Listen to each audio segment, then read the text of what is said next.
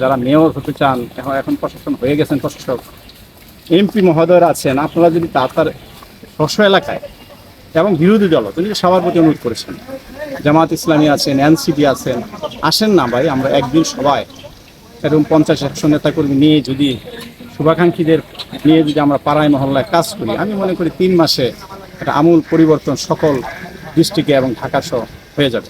আমি অনুরোধ করব আপনারা দয়া করে অন্তত একদিন কষ্ট করে, কারণ আপনারা সিনিয়ররা যখন নামবেন জুনিয়ররা স্বাভাবিক কারণে সবাই নামবে। গত সপ্তাহে আমরা একদিন কাজ করেছিলাম এই 2 নম্বর লেকিরি দক্ষিণ পাশে নতুন বাজার থেকে আসতে 2 নম্বর মোড় থেকে একটু পূর্বে ব্যাপক ময়লা আবর্জনা ছিল।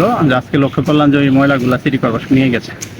আজকে আমরা আমাদের পিছনে হয়তো কোয়ার্টার কিলো বা আরও একটু কম হবে ইউনাইটেড হসপিটাল, এই জায়গাটায় ব্যাপক ময়লা দেখা যাচ্ছে।